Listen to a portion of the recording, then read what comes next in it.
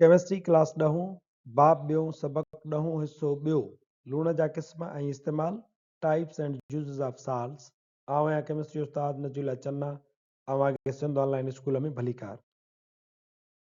अॼोके लेक्चर जा मौज़ू आहिनि टाइप्स ऑफ साल्ट्स लूण जा क़िस्म ऐं यूज़ेस ऑफ साल्ट्स लूण जा इस्तेमाल।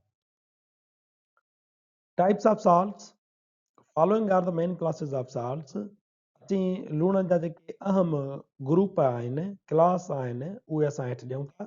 नॉर्मल साल्ट्स, एसिडिक साल्ट्स तेज़ाबी लूण, बेसिक साल्ट्स असासी लूण, डबल साल्ट्स बिठा लूण, मिक्स साल्ट्स यानी मिलियल लूण ऐं कॉम्प्लेक्स साल्ट्स पेचीदा लूण। नंबर पहिरियों आहे नॉर्मल आर न्यूट्रल साल्ट्स।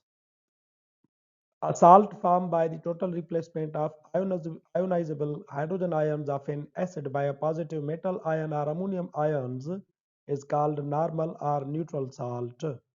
हाणे छा थींदो त तेज़ाब खणो था, उन तेज़ाब जे अंदरि तेज़ाबी हाइड्रोजन मौजूदु हूंदियूं आहिनि। जेकॾहिं उहे तेज़ाबी हाइड्रोजन पॉजिटिव अमोनियम आयन या कंहिं मेटल आयन सां मुकमल तौर ते रिप्लेस थी थियूं वञनि, समूरियूं रिप्लेस थी वियूं, त जेको लूणु ठहंदो उहो नॉर्मल लूणु ठहंदो या न्यूट्रल लूणु ठहंदो। These salts are neutral to litmus. इहे लूण लिटमस पेपर जो रंग कोन बदिलाईंदा, उहे न्यूट्रल हूंदा आहिनि, तंहिंजे करे लिटमस पेपर जो कलर चेंज कोन थींदो। मिसाल जे तौर ते हाणे असां हाइड्रोक्लोरिक एसिड खयोंसीं, इन में तेज़ाबी हाइड्रोजन घणियूं आहिनि, हिकिड़ीअ जे मथां आयन जेका पॉजिटिव आहे उहा घणी आहे, हिकिड़ी हूंदी पॉजिटिव। हेॾा असां बेस था खणूं, उनजे अंदरि आहे पोटेशियम हाइड्रोक्साइड, पोटेशियम ते बि हिकिड़ी पॉजिटिव आयन आहे, तंहिंजे करे छा थींदो त इहा जेका पॉजिटिव आयन पोटेशियम जी आहे उहा हिन हिकिड़ी पॉजिटिव आयन खे रिप्लेस करे छॾींदी, त लूणु ठहंदो पोटेशियम क्लोराइड। हिन हाइड्रोक्लोरिक एसिड जे अंदरि तेज़ाबी हाइड्रोजन घणियूं हुयूं, हिकिड़ीअ खे उन हिकिड़ी मेटल आयन वञी करे रिप्लेस कयो त लूणु ठही पियो पोटेशियम क्लोराइड। हाणे हिन जे अंदरि का बि तेज़ाबी हाइड्रोजन कोन्हे का, तंहिंजे करे न्यूट्रल साल्ट चइबो।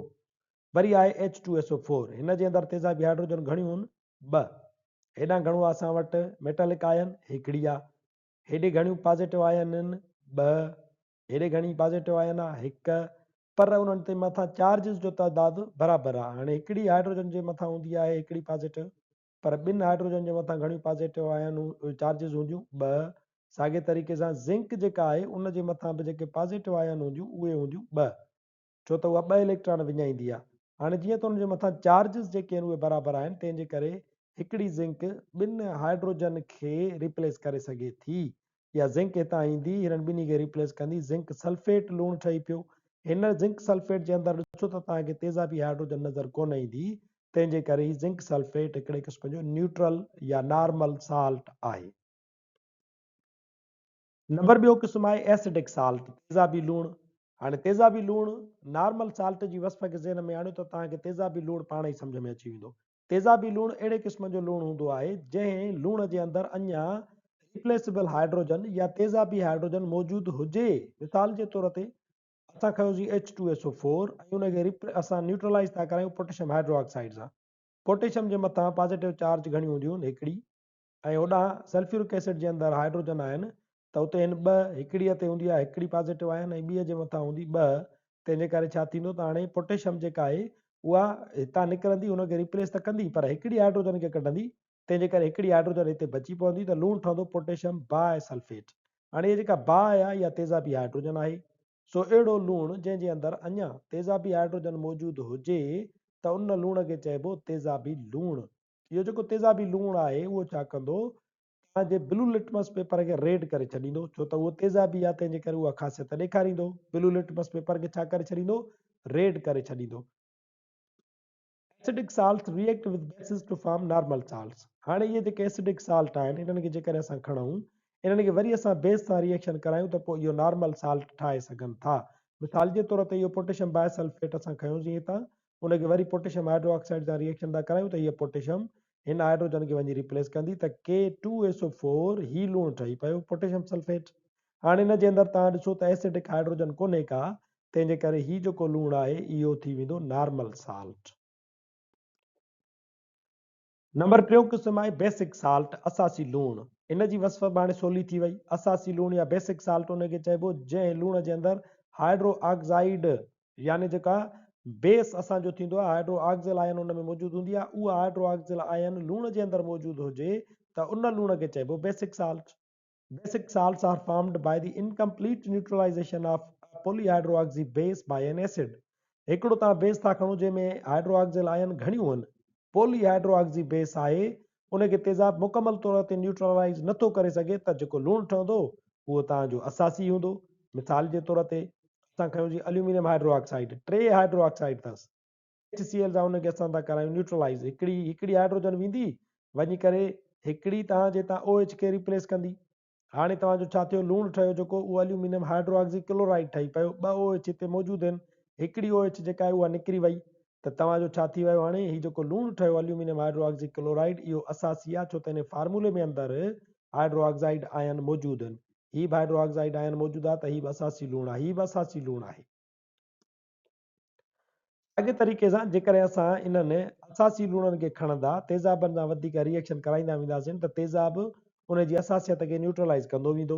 आख़िरकार जेको तव्हांजो लूणु ठहंदो, ॾिसो त ज़िंक नाइट्रेट आहे, उन में हाणे तव्हांखे हिते किथे बि हाइड्रोक्साइड आयन नथी मिले, तंहिंजे करे हीउ जेको लूणु आहे आख़िरकार उहो तव्हांखे वञी करे नॉर्मल साल्ट मिलंदो। चोथों क़िस्म आहे डबल साल्ट, ॿिटा लूण। Double salts are formed by two normal salts when they are crystallized from a mixture of equimolar saturated solutions। असां छा कंदासीं त असां ॿ लूण खणंदासीं ऐं उन्हनि जा बराबरि मोल खणंदासीं, उन्हनि ॿिन्ही खे पाण में मिलाईंदासीं, उन्हनि खे मिलाए मिलाए घाटो कंदासीं त जीअं उन्हनि जो असां क्रिस्टलाइज़ेशन कराए सघूं। The individual salt components retain their properties। इन सुपर सेचुरेटेड सॉल्यूशन में जेके क्रिस्टल्स तव्हांखे मिलंदा उन जे अंदरि हर हिकु लूण जूं पंहिंजूं पंहिंजूं ख़ासियतूं मौजूदु हूंदियूं। The anions and cations give their respective taste. Anions ऐं केटायन्स जेके आहिनि उहे पंहिंजी ख़ासि जेका टेस्ट आहे उहा पिणु ॾींदी। मिसाल जे तौर ते असां हिकिड़ो खयोंसीं लूणु आयरन सल्फेट, ॿियो खयोंसीं अमोनियम सल्फेट, उन्हनि ॿिन्ही खे पाणी जे अंदरि मिलायूं था, मिलाए मिलाए मिलाए असां उन्हनि खे जेॾी महिल जो सुपर सेचुरेटेड सॉल्यूशन ठाहींदासीं, क्रिस्टल जो ॿाहिरि कढंदासीं त डबल साल्ट मिलंदो। उन में अंदरि तव्हांखे iron sulphate, ammonium sulphate, 6H2O double salt मिलंदो।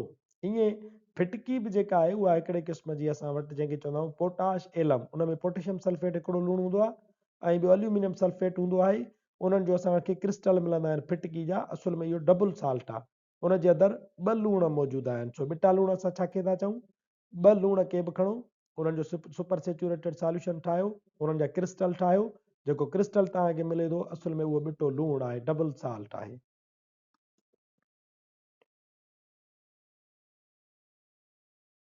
ॿियो असांजो टॉपिक आहे यूज़ ऑफ साल्ट्स। उन में असां 7 जेके लूणनि जा इस्तेमालु आहिनि मुख्य तौर ते असां उहे बहस कयूं था। नंबर पहिरियों इस्तेमालु आहे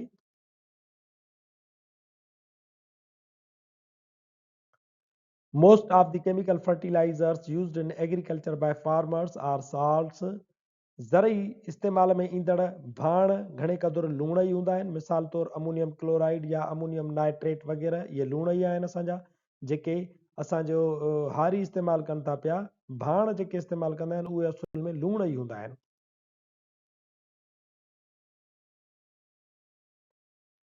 नंबर ॿियों इस्तेमालु आहे certain salts are used as pesticides to kill or destroy insects, pests, weeds and fungi। For example, copper sulfate, iron sulfate and mercury chloride। खोड़ सारा लूण वरी अहिड़ा आहिनि जेके हारी गंद गाह खे साड़ण जे लाइ, जीत जणे खे मारण जे लाइ इस्तेमालु कंदा आहिनि। दवाऊं जेके इस्तेमालु थियनि थियूं ज़रई उहे पिणु लूण ई हूंदा आहिनि।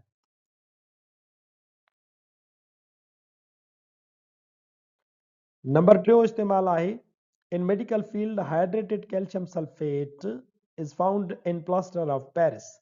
मेडिकली तव्हां ॾिठो हूंदो त कंहिं बि माण्हू जो हॾो भॼी पए त उनजे मथां हिकिड़ो प्लास्टर ऑफ पेरिस चाढ़ींदा आहिनि, जेको उनजे हॾे खे ठीकु थियण ताईं हिकिड़े हंधि सपोर्ट ॾेई झले बीहंदो आहे।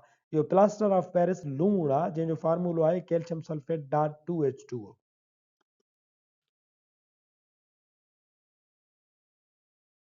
नंबर चौथों इस्तेमालु आहे patient suffering from anaemia use iron sulphate heptahydrate. It is an ingredient in iron pills as food supplement.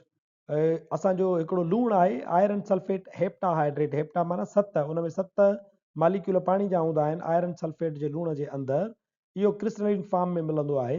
इहो लूणु आमतौर ते उन्हनि मरीज़नि खे खारायो वेंदो आहे जिन खे एनीमिया हुजे, जिन जे अंदरि यानी रत जी खोट हुजे त उन्हनि खे इहो आयरन सल्फेट खारायो वेंदो आहे त जीअं उन्हनि जे अंदरि रत जेका आहे उहा घणे मिक़दार में पैदा थी सघे। आयरन पिल्स जे तौर ते पिणु इहा दवा ॾिनी वेंदी आहे त जीअं मरीज़नि जे अंदरि रत जा जेके ॻाढ़ा जुज़ा आहिनि उहे पैदा थी सघनि।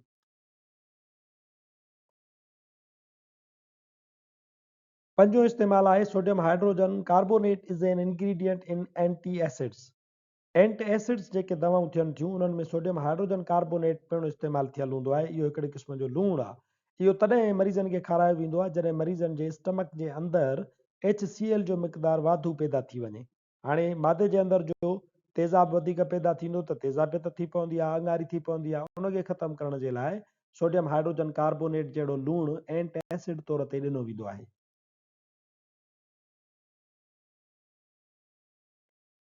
नंबर 6 असां वटि इस्तेमालु आहे बेरियम सल्फेट जो। Barium sulphate is use to make barium meals for patients who need to take an X-ray of their stomach.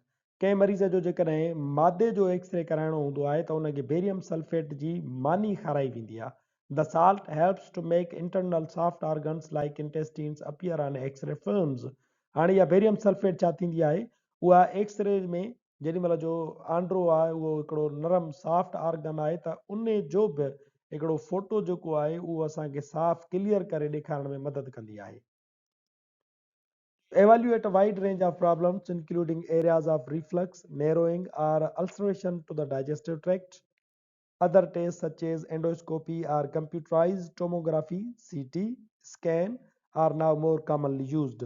अॼुकल्ह त वरी CT जेका स्कैन थिए थी उनखे इस्तेमालु कयो थो वञे, न त इन खां अॻु इहा बेरियम सल्फेट जी जेका मानी इस्तेमालु कई वेंदी हुई उनखे इस्तेमालु कयो वेंदो हुयो त जीअं रिफ्लक्स जी जेका एरिया आहे या तव्हांजो अल्सरेशन थिए थी डाइजेस्टिव ट्रैक्ट में उनखे पिणु मालूम करण जे लाइ बेरियम सल्फेट खे इस्तेमालु कयो वेंदो हो।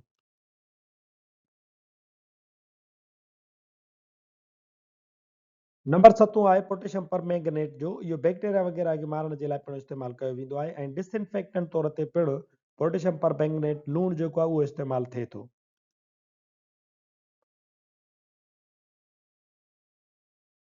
असांजो ॼोको लेक्चर हिते यूज़िस ऑफ साल्ट सां गॾु पुॼाणी ते पहुचे थो। वरी हाज़िर थींदासीं नए लेक्चर सां गॾु। तेसिताईं ॾिसंदा रहो सिंध ऑनलाइन स्कूल।